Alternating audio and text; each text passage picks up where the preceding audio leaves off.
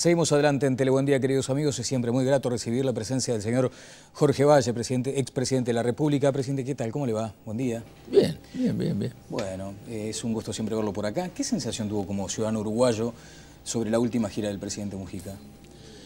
Bueno, mire, yo creo que las visitas de los presidentes son siempre buenas, se hacen relaciones, se trata de averiguar a ver qué chances tiene el país de mejorar su posicionamiento internacional.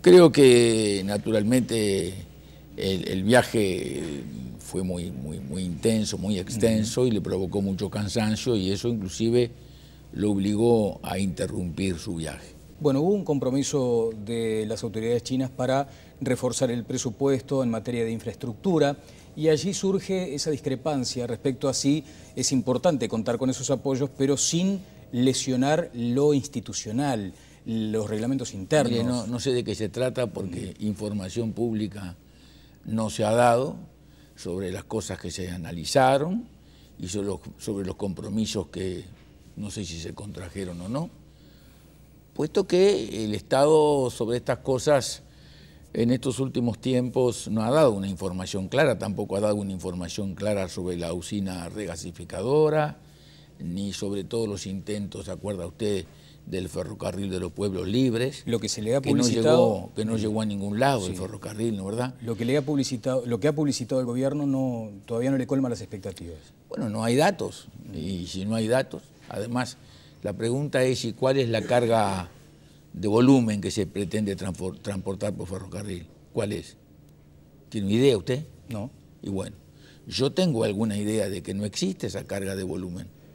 Porque yo intenté, cuando llegaron los finlandeses, a hacer una sociedad entre Weyerhaeuser y tratar de que los finlandeses se instalaran en Paso de los Toros. Porque entonces se rehacía el Midland. ¿Sabe lo que me contestaron los de Weyerhaeuser? Me contestaron: el ferrocarril que teníamos en Canadá y Estados Unidos lo vendimos. Y nosotros no necesitamos ferrocarril porque no transportamos troncos de árboles, transportamos nada más que paneles industrializados en nuestra fábrica cerca de Tacuarembó. Y por tanto a veces tenemos 2 contenedores de paneles para un puerto, a la semana siguiente 3 contenedores para otro lugar, y por tanto hacemos aduana, los embarcamos en un camión, los mandamos la noche anterior y a la mañana siguiente están al lado del barco. Presidente, pero la discusión entonces por el ferrocarril desde su punto de vista es estéril. Mire, hace mucho tiempo que yo siempre advertí que eso no tenía viabilidad porque no hay masas ni volúmenes y los ferrocarriles se especializan en transportar grandes volúmenes a precios bajos.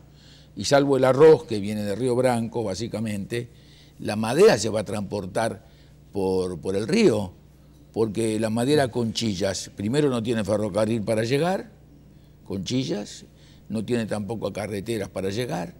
O sea, el mecanismo son barcazas por el río Uruguay, que es mucho más barato.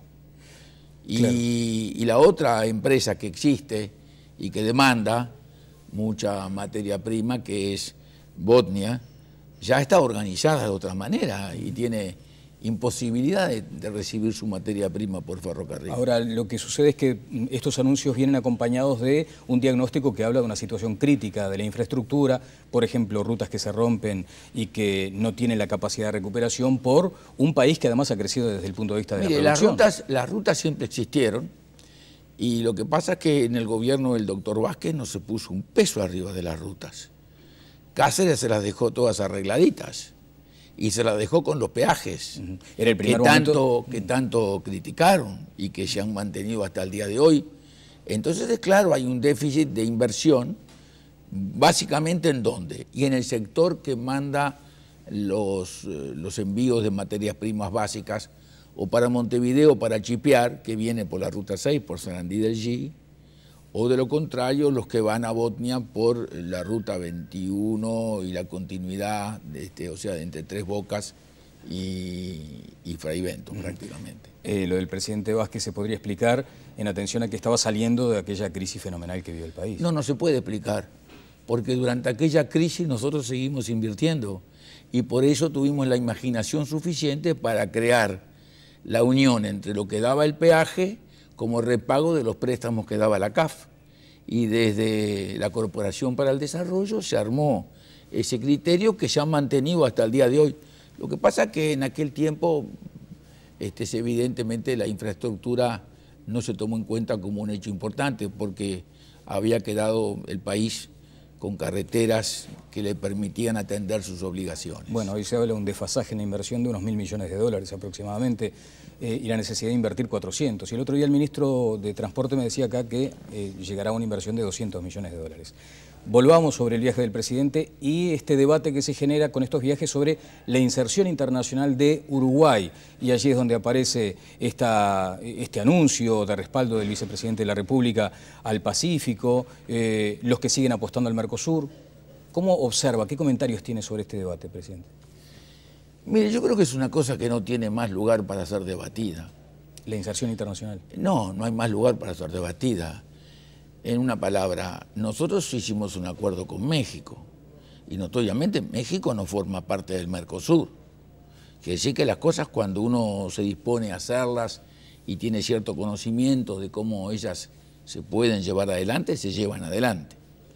El Paraguay acaba de ser recibido como observador, como un grado previo para el segundo paso, que es la integración del Paraguay y los acuerdos con los países. En Cali, una reunión enormemente importante, porque en Cali se reunieron los mexicanos, los colombianos, los peruanos y los chilenos, más Costa Rica, más Panamá, que está justo en la puerta para entrar, con Paraguay, que está cerca, y armonizaron una zona de libre comercio entre ellos, y además también entre 3 de esos 4 países comenzaron a tener una bolsa en común.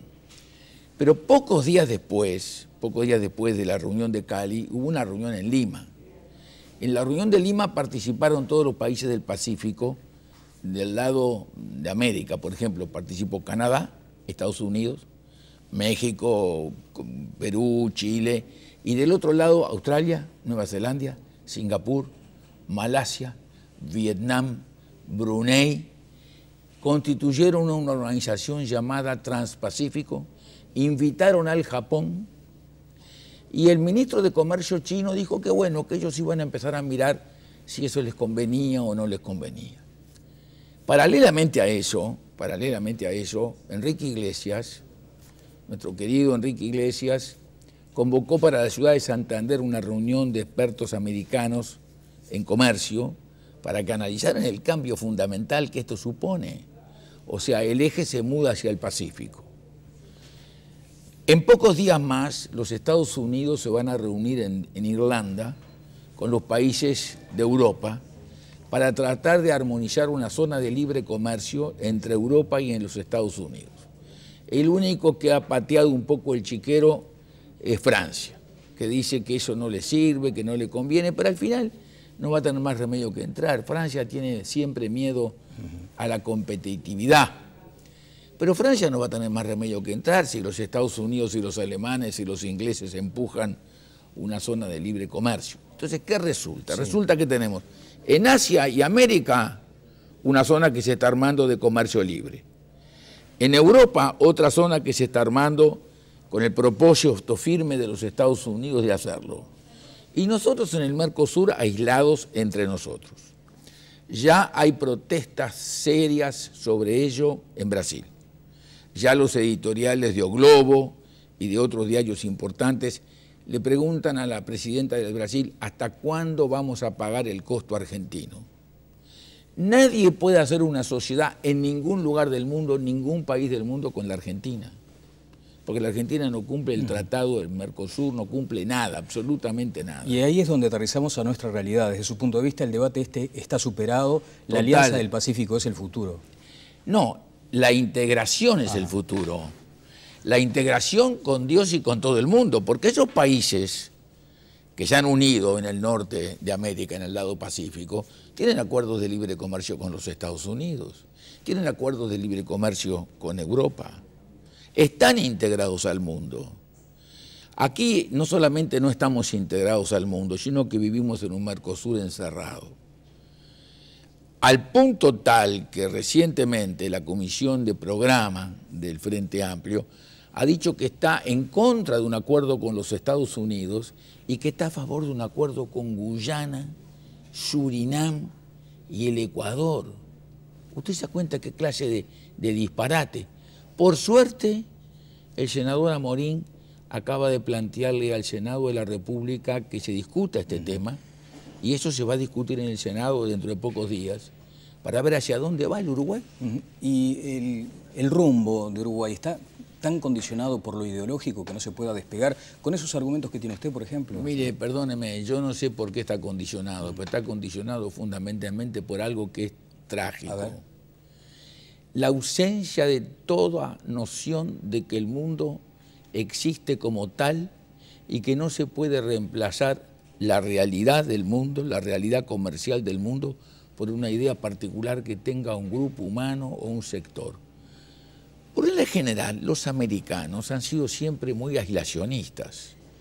Sin embargo, la realidad del Asia, de China, la realidad de América y de Europa, los ha llevado a buscar acuerdos de comercio con todo el mundo. Ahora, doctor, decir que no tenemos una visión, una mirada, una concepción de lo global, ¿no es subestimar a un equipo seguramente profesional que trabaja en estas cuestiones, a la Cancillería, por ejemplo? Yo no la subestimo a la Cancillería, la estimo mucho, pero veo que es el reino del macaneo, al punto que la Cancillería acaba de decir que para democratizar la profesión de embajador no hay que saber inglés.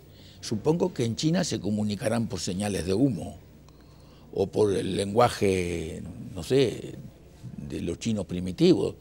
O sea, aquí la Cancillería dice, la realidad no me interesa. ¿Y dónde está ese concepto que tiene usted de desconocimiento del mundo? Yo qué sé dónde está, pregúnteselo a los responsables, pregúnteselo por al eso canciller. no está en la Cancillería. Pregúnteselo al presidente de la República y al canciller, que dice más y mejor Mercosur. Más y mejor Mercosur.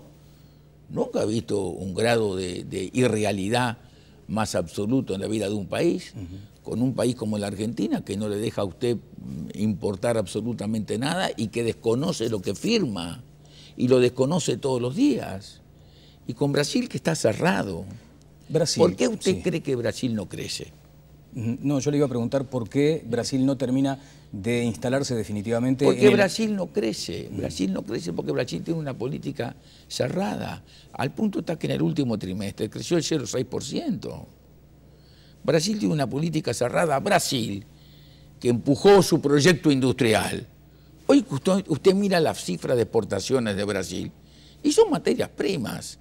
El 62% de las exportaciones brasileras son soja y mineral de hierro en bruto.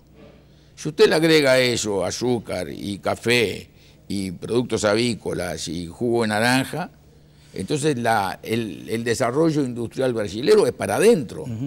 Y no hay ningún país que pueda vivir para adentro, ni los más grandes del mundo. Bien, ya que menciona Brasil, presidente, siempre se dijo el peso enorme que tiene en las decisiones estratégicas de Brasil Itamaraty. Y allí se entiende que hubo siempre una política de Estado y que hay mucho sostén en lo institucional del país. Uruguay, su sistema político, ¿no debería estar un poco más a la altura de estas circunstancias y ir todos juntos en procesos de integración? ¿A qué? Y bueno, al mundo, como dice usted. Bueno, pero sí, pero eso es lo que tiene que decidir, es el gobierno de la República. Y en eso no da la chance. Pero ¿cómo si el señor presidente de la República ha dicho que hay que integrarse, pero como un todo, con la región? ¿La región quién es? Venezuela, ilegalmente sentado. Paraguay, afuera y haciendo acuerdos con el Pacífico. La Argentina, que está en el mundo de la locura económica. Y Brasil, que no ejerce un liderazgo, que no dice vamos para allá. Entonces, la región esta como tal, como región, no se puede integrar con nadie. Porque si la primera cosa que hace la región es sus integrantes más importantes, más conspicuos, no cumplir con el tratado que firman. Bueno, yo sé ¿Quién va a ser socio con esa región como tal? Su vocación es provocar pensamiento y no caer en el alarmismo, pero ¿cuál es el riesgo de un proceso de integración desacertado? En primer lugar, no hay proceso de integración alguno, porque si usted en el Mercosur anuncia que usted se quiere integrar con la Guyana y con Surinam, lo van a mandar al Vilar de Bo antes de integrarse. Así que si usted se quiere integrar con la Guyana y con Surinam, ¿Qué le parece? La integración con la Guyana y con Surinam. Es en broma, ¿no? ¿Qué va a tener para usted de interés el mercado de la Guyana y el mercado de Surinam en lugar del mercado del Pacífico? ¿Pero qué clase de absurdo es ese? No, nosotros queremos integrarnos con Ecuador, con la Guyana y Surinam, dice la Comisión de Programa del Frente Amplio. Astori dice otra cosa, por ejemplo. Sí, pero la Comisión de Programa es la Comisión de Programa. Todo lo que dice el vicepresidente, nada se cumple. Pero es un programa que todavía no está... Pero es la Comisión de Programa. ¿Por qué no hablan con la Comisión de Programa? No hablen conmigo. No, hablen con la Comisión de Programa.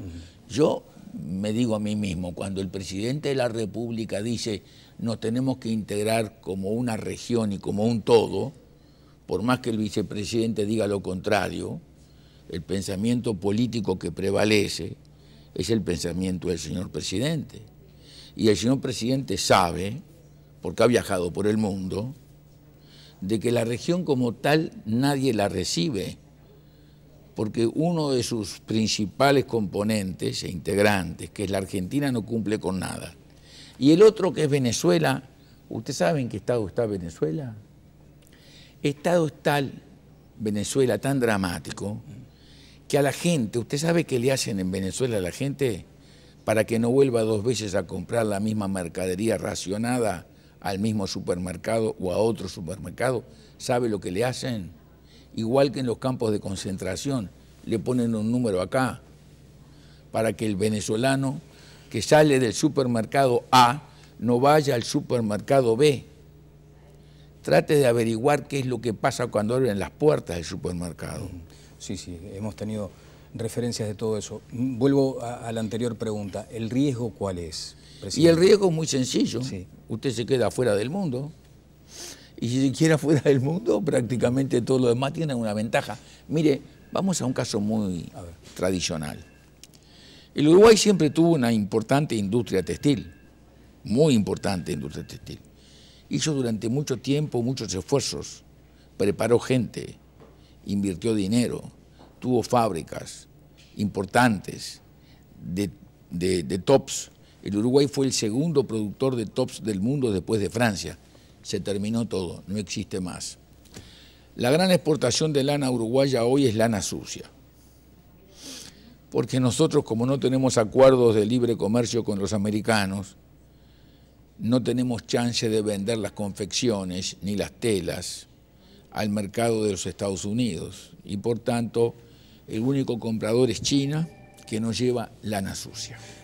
Bien. Hemos dado marcha atrás. En vez de vender confecciones, o telas, o tejidos de punto, o tops, exportamos lana sucia. O sea, exportamos lana y tierra. Ni siquiera lana lavada, sucia. Bueno, uno podría interpretar que hubo una regresión fuerte en el sector textil y que sin embargo hubo otros sectores que crecieron mucho. Pero ¿y por qué hubo una regresión fuerte en el sector textil? ¿Y por qué el Uruguay perdió todo ese sector industrial en donde el Uruguay, cuando comenzamos a impulsar la producción de lanas superfinas, que teníamos apenas 60.000 kilos, hoy estamos en más de 1,5 millones de kilos de lana superfinas? ¿Por qué? Porque el cool wool es lo que hoy se precisa para los trajes, en donde usted con 100 gramos de lana, usted hace un traje. Pero para eso usted tiene que entrar al mercado. Y para entrar al mercado, usted tiene que competir con otro que ya puede entrar al mercado y que no paga impuestos. Pero como usted paga impuestos, usted queda fuera. Y por esa vía, nosotros terminamos con la industria textil para siempre en el Uruguay. ¿Qué quiere decir? Que nosotros tengamos árboles, y porque tengamos árboles no podemos tener industria textil. O soja, por ejemplo. O lo que sea. O sea, que la industria textil del Uruguay la terminamos. Bien, a ver si advierto lo que mucha gente tal vez puede estar pensando. ¿Cómo puede ser que a Uruguay siempre se lo instala como un país muy favorable, con reglas claras para el inversor, con un clima que permite la llegada de inversiones, y por otro lado tenemos el riesgo que usted señala del descalce del mundo? O sea, ¿por qué siguen llegando inversiones? ¿Por qué se sigue Bueno, confiando? las inversiones más o menos, ¿eh? Sí, bueno, pero... Más o menos. En los últimos tiempos las inversiones fundamentales estaban para comprar bonos del Tesoro. Antes era inversión directa, como fue la inversión de Botnia y como fue la inversión de la nueva fábrica en Conchillas.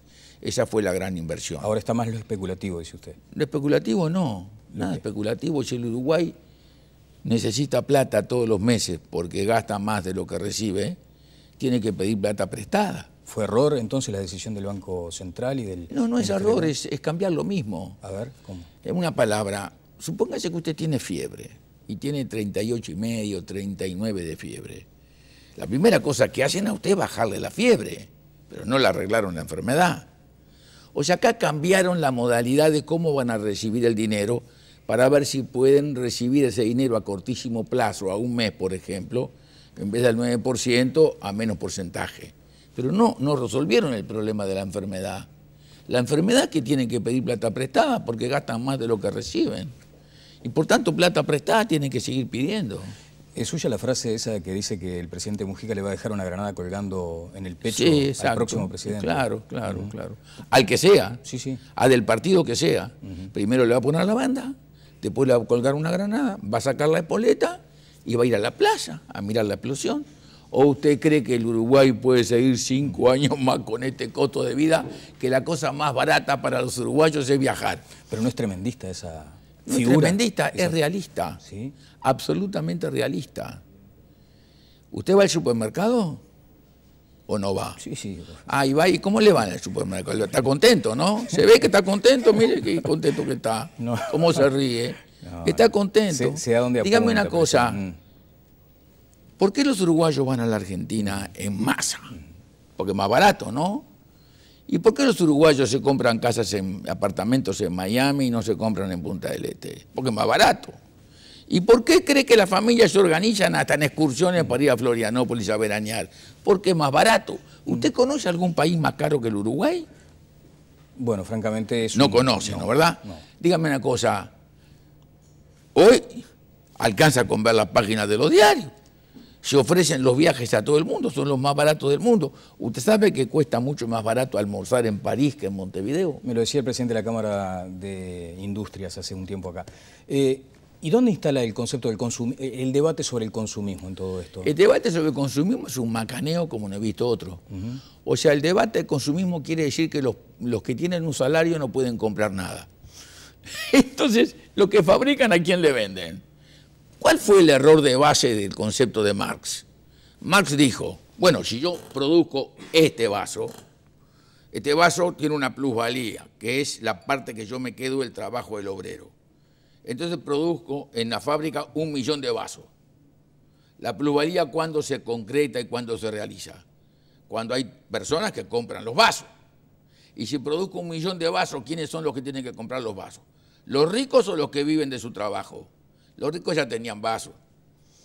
O sea, el consumismo, estar en contra del consumismo quiere decirle a la gente, usted no tiene derecho a tener heladera, a tener el aparato que le lava la ropa, a tener un auto, a tener una vacación. Entonces, ¿qué quiere decir esto del consumismo? Sí. O sea, la tecnología pone al alcance suyo todos los bienes. Usted tiene la tableta esa. Sí. Así que usted es un consumista de porquería con esa tableta. Claro, ¿sabe lo que pasa? Ahí está el razonamiento. Hay quienes dicen que el consumismo surge, por ejemplo, de que esto antes era un lujo, ahora pasó a ser cómodo hasta que se transforma en necesario. Y dígame una cosa, ¿y a usted no le parece bueno que usted, que es un individuo que llegó de Tacuarembó, agarrado a espejo, tenga la chance de tener una tableta como el señor hijo del millonario? ¿Pero qué es esto del consumismo? Que la gente se muera en la vida sin poder tener un auto, sin poder tener un elemento, sin poder llevar a sus hijos a Orlando, a Miami. ¿Pero qué clase de locura es esta? No le lleva ese concepto de la austeridad del presidente. Pero la austeridad del presidente es un macañador, porque si el presidente generara una austeridad y todo el mundo fuera austero, cerrarían todas las fábricas, se cerrarían todos los lugares de trabajo. ¿A quién le vende algo? Si usted pretende hacer una economía con lo que el presidente consuma, está todo el mundo fundido. O sea, lo mejor que ha pasado en el mundo es que lo que tenían los ricos, ahora lo puede tener todo el mundo. ¿Por qué con todas estas ideas y toda esta catarata de de provocaciones en el buen sentido. Nada. Sí, no de Yo abro la ventana y miro. Sí, por eso, bárbaro. Y miro para afuera. Pero provoca pensamiento. ¿Y por qué no encaja dentro todavía del Partido Colorado? Pero se ¿cómo alejó, voy a encajar si tengo 85 años? Pero usted está loco. Y cuénteme de Adenauer, que es un ejemplo que usted pone. Ah, pero Adenauer tuvo una chance muy fuerte que nadie tuvo en el Uruguay ni tendrá. Sí. Una terrible guerra que terminó con todo el mundo. ¿Y él sabe qué hizo durante toda la guerra? Estuvo escondido en un monasterio guardado por los curas. ¿Y sabe que había sido antes Adenauer? Alcalde en la ciudad de Colonia, pero antes de que llegara Hitler. Así que tuvo 6 años encerrado en un monasterio. Y cuando salió, como le decían los alemanes, de Alte Fuchs, o sea, el viejo zorro, cuando salió se encontró con 2 cosas. Un país destruido, sin líderes políticos de ningún tiempo, se habían muerto todos, o los habían colgado porque habían estado con el régimen nazi, o habían muerto en la guerra o en los campos de concentración. Era prácticamente el único. Y encontró un hombre joven, muy joven, a quien le dio el manejo de la economía. Y hizo una economía abierta de un día para otro, que se llamaba Erhard. Y ese fue lo que hizo la economía social de mercado. Hizo la economía abierta. Y es a raíz de eso que Alemania, a partir de entonces, creció de forma tal que hoy Alemania sigue siendo el país que paga los más altos salarios y que vende más que ningún otro país del mundo maquinaria. Porque vende conocimiento. Claro, pero si Adenauer fuera a pensar como usted diría, bueno, yo estoy más viejo para meterme en estos líos. O sea, hoy un simpatizante del Partido Colorado que lo quiera orgánicamente adentro del partido no lo tiene porque usted dice que está viejo. No, yo no digo que estoy viejo, que voy a estar viejo. Bueno, me acaba de decir. Yo digo que estoy medio ferruginoso. Lo que digo es que no me corresponde a mí, a los 85 años de edad, con una elección a los 87, con un marcapaso hace 14 años encima, salí a hacer campaña electoral, porque empiezo el lunes y el sábado me recogen en Parihuela, en una palabra. Qué bien que está usted, Jorge Valle, sí, fenómeno, pero me ve hoy. Ahora, si me obliga a mí a un ejercicio electoral durante 7 días seguidos, para arriba, para abajo, recorrer todo el país, hacer 32 discursos, resolver 25 líos, ¿sabe lo que me pasa? Me va a ver al Central. Y yo francamente no quiero que usted me vaya a ver al Central. Quiero venirlo a ver a usted acá. ¿Le pasó la posta a alguien y no la tomó? Mire, perdóneme, las postas no se pasan en política. A ver. La realidad de la política es que cada uno construye su mundo. Yo lo que hice en su momento fue decir que yo no iba a ser candidato y que ahí estaban todos los que habían sido mis ministros y que cada uno tenía su camino abierto. Y hoy hay 2 candidatos, uno es Pedro y otro es el senador Amorín. Y son ellos 2. Y tienen la obligación de enfrentar la realidad. ¿Y cuando mira la encuesta, Uruguay, presidente? Cuando yo miro la encuesta, recuerdo la mía. Cuando el señor González hizo la encuesta, cuando yo empecé a trabajar en política, tenía el 8%. Y con el 8% apuesta un solo senador y un solo diputado llega a la presidencia. Así que todo el mundo tiene chance, están mejor que yo. Con una reforma constitucional de por medio. Perdón, no, eso fue antes. La reforma fue mucho antes. Cuando yo llegué a la presidencia fue en oportunidad del gobierno en donde el doctor Vázquez y yo fuimos los candidatos finales. Correcto. Pero la reforma fue antes. Sí, pero usted arrastró, como parte de esa reforma, arrastró al Partido Nacional. Y sí, va a pasar siempre lo mismo. Va a pasar siempre lo mismo. Sea el Partido Nacional el que lleve al balotaje, o el Partido Colorado que llega al balotaje, o el Frente Amplio que llega al balotaje, siempre va a pasar lo mismo. Bueno, finalmente... Además le voy a decir una cosa. Claro. Mire que este mundo de la política va a cambiar, ¿eh?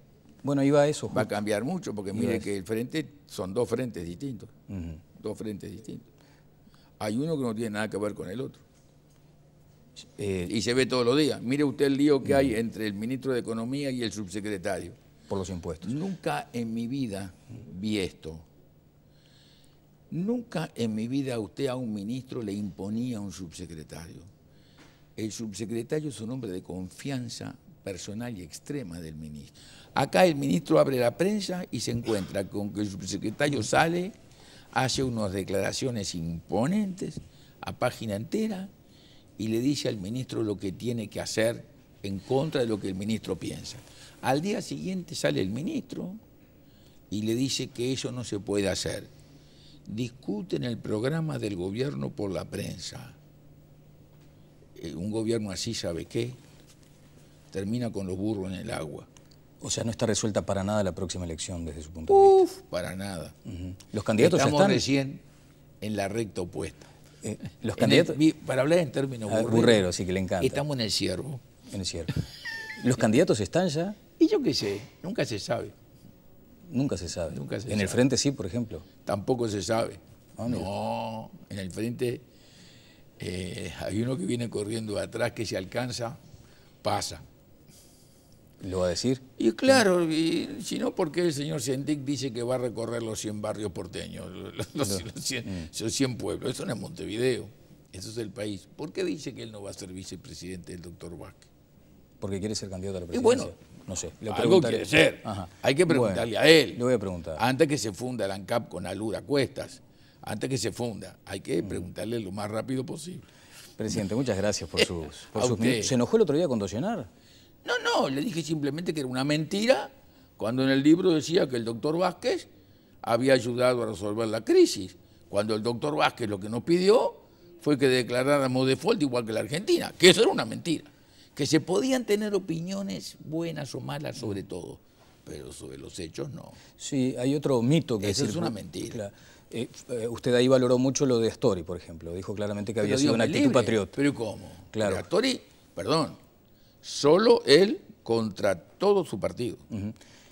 Otro mito que el otro día leyéndolo, también mucha gente sigue creyendo que usted llamó a Bush. No, nunca llamé a Bush, jamás. Por aquella ayuda financiera. Inclusive, Paulillo en su libro dice que mi hermano habló con el hermano de Bush, pero ni por las tapas. Mi hermano no lo conoce, ni nunca lo conoció, ni nunca habló. Mi hermano está en Vermont, sometido ahí al riguroso invierno frente al Canadá, 3 metros de nieve, 20 grados bajo cero. ¿No? Mi hermano no tiene nada que ver, ni lo conoció, ni habló nunca. Usted simplemente advirtió que era una crisis institucional más que financiera, que ahí estaba el problema. Yo le dije a Fernández Feingold, que fue el que habló, vaya y dígale al canciller, al secretario del Tesoro, o sea, al ministro de Economía, que en el Uruguay el tema no es que falte plata. Lo que se cae en el Uruguay no es la plata, son las instituciones. Y a la vuelta de pocas horas me llamó el embajador Fernández Feingold, un excelente embajador, para decirme que Bush había dado una orden de que nos ayudaran. Y bueno, salimos a flote. Muchas gracias. A usted. El doctor Jorge Valle. Seguimos adelante luego de la pausa.